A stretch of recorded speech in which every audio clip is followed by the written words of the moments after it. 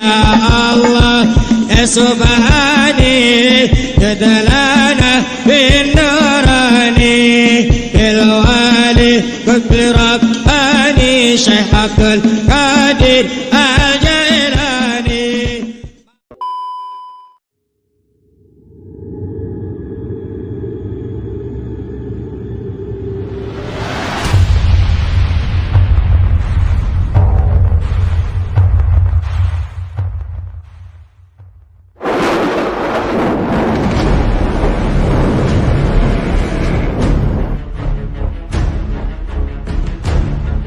Tak banyak orang tahu dan mengenal nama Syekh Subakir. Padahal Syekh Subakir adalah salah seorang ulama atau wali songo periode pertama yang dikirim khalifah dari Kesultanan Turki Utsmaniyah Sultan Muhammad I untuk menyebarkan agama Islam di wilayah Nusantara. Syekh Subakir konon adalah seorang ulama besar yang telah menumbal tanah Jawa dari pengaruh negatif makhluk halus saat awal penyebaran ajaran Islam di Nusantara. Kisahnya dimulai saat Sultan Muhammad I bermimpi mendapat wangsit untuk menyebarkan dakwah Islam ke tanah Jawa. Adapun mubaliknya diharuskan berjumlah 9 orang. Jika ada yang pulang atau wafat, maka akan digantikan oleh ulama lain asal tetap berjumlah 9. Sehingga dikumpulkanlah beberapa ulama terkemuka dari seluruh dunia Islam waktu itu. Para ulama yang dikumpulkan tersebut mempunyai keahlian masing-masing. Ada yang ahli tata negara, berdakwah, pengobatan, tumbal atau ruqyah, dan lain-lain. Lalu dikirimlah beberapa ulama ke Nusantara atau tanah Jawa.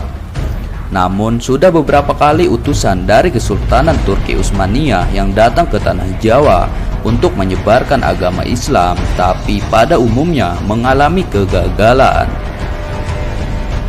Penyebabnya, masyarakat Jawa saat itu sangat memegang teguh kepercayaannya, sehingga para ulama yang dikirim mendapatkan halangan karena meskipun berkembang, tetapi ajaran agama Islam hanya dalam lingkungan yang kecil, tidak bisa berkembang secara luas. Selain itu juga konon Pulau Jawa saat itu masih merupakan hutan belantara yang angker, yang dipenuhi oleh makhluk halus dan jin-jin jahat. Lalu diutuslah Syekh Subakir, ulama asal Persia yang ahli dalam meruqyah, ekologi, meteorologi, dan geofisika ke tanah Jawa. Beliau diutus secara khusus menangani masalah-masalah gaib dan spiritual yang dinilai telah menjadi penghalang diterimanya Islam oleh masyarakat Jawa ketika itu. Berdasarkan babat tanah Jawa, setelah sampai ke Nusantara, Syekh Subakir yang menguasai ilmu gaib dan dapat menerawang makhluk halus mengetahui penyebab utama kegagalan para ulama pendahulu dalam menyebarkan ajaran Islam karena dihalangi para jin dan dedemit penunggu tanah Jawa. Para jin, dedemit, dan lelembut tersebut bisa berubah wujud menjadi ombak besar yang mampu menenggelamkan kapal berikut penumpangnya dan menjadi angin puting beliung yang mampu memporak-porandakan apa saja yang berada di depannya. Selain itu, para jin kafir dan bangsa lelembut tersebut juga bisa berubah wujud menjadi hewan buas yang mencelakakan para ulama pendahulu tersebut. Untuk mengatasi hal tersebut, konon Syekh Subakir membawa batu hitam dari Arab yang telah dirajah. Lalu batu dengan nama Raja Aji Kalacakra tersebut dipasang di tengah-tengah tanah Jawa, yaitu di puncak Gunung Tidar, Magelang. Karena Gunung Tidar dipercaya sebagai titik sentral atau pakunya tanah Jawa. Alam yang tadinya cerah dan sejuk, matahari bersinar terang, damai dengan kicau burung, tiba-tiba berubah drastis selama 3 hari 3 malam. Cuaca mendung, angin bergerak cepat, kilat menyambar menimbulkan hujan api, gunung-gunung bergemuruh tiada henti, lelembut setan, siluman lari menyelamatkan diri, Jin peri, banaspati, kuntilanak, jalangkung semua hanyut dalam air karena tak kuat menahan panasnya pancaran batu hitam tersebut. Makhluk halus yang masih hidup pun mengungsi ke lautan. Sebagian jin yang lain ada yang mati akibat hawa panas dari tumbal yang dipasang Syekh Subakir tersebut. Melihat hal itu, konon Sabdopalon, raja bangsa jin yang telah 9.000 tahun bersemayam di puncak Gunung Tidar, terusik dan keluar mencari penyebab timbulnya hawa panas bagi bangsa jin dan lelembut itu. Sabdopalon lalu berhadapan dengan Syekh Subakir. Sabdopalon lalu menanyakan maksud pemasangan batu hitam tersebut. Sang ulama menyatakan maksud dia menancapkan batu hitam itu untuk mengusir bangsa jin dan lelembut yang mengganggu upaya penyebaran ajaran Islam di tanah Jawa. Setelah terjadi perdebatan, mereka segera mengadu kesaktian. Konon, pertempuran antara keduanya terjadi selama 40 hari 40 malam.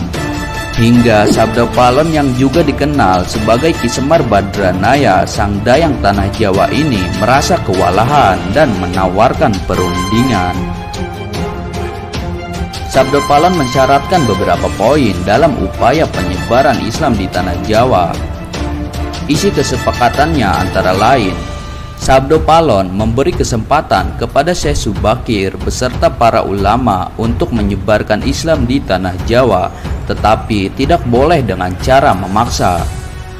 Kemudian Sabdopalon juga memberi kesempatan kepada orang Islam untuk berkuasa di tanah Jawa, raja-raja Islam, namun dengan catatan, para raja Islam itu silahkan berkuasa, namun jangan sampai meninggalkan adat istiadat dan budaya yang ada. Silahkan kembangkan ajaran Islam sesuai dengan kitab yang diakuinya, tetapi biarlah adat dan budaya berkembang sedemikian rupa. Syarat-syarat itu pun akhirnya disetujui Syekh Subakir.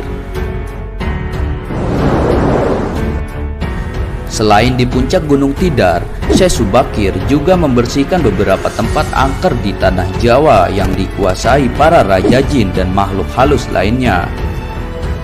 Dalam versi lain diceritakan, untuk membersihkan wilayah Gunung Tidar dari bangsa jin, Syekh Subakir membawa senjata pusaka berupa tombak Kiai Panjang. Lalu tombak pusaka tersebut ditancapkan tepat di puncak Tidar sebagai penolak bala, dan benar, tombak sakti itu menciptakan hawa panas yang bukan main bagi para lelembut dan bangsa jin yang berdiam di Gunung Tidar tersebut. Mereka pun lari tunggang langgang meninggalkan Gunung Tidar. Sebagian pengikut Sabdopalon dari bangsa jin melarikan diri ke daerah timur, dan konon hingga sekarang menempati daerah Gunung Merapi yang masih dipercaya sebagian masyarakat sebagai wilayah yang angker. Bahkan sebagian lagi anak buah Sabdopalon ada yang melarikan diri ke Alas Roban dan ke Gunung Sarandil. Tombak itu sekarang masih dijaga oleh masyarakat dan ditempatkan di puncak Gunung Tidar dengan nama Makam Tombak Kiai Panjang. Dengan adanya tombak sakti itu, maka amanlah Gunung Tidar dari kekuasaan para jin dan makhluk halus. Karena keberhasilannya menumbal tanah Jawa, lalu penyebaran Islam oleh Wali Songo periode pertama menjadi lancar. Nama Syekh Subakir lalu menjadi sangat terkenal dan dikagumi di kalangan para pendekar, penganut ilmu gaib dan kanuragan, bangsawan serta masyarakat di tanah Jawa ketika itu.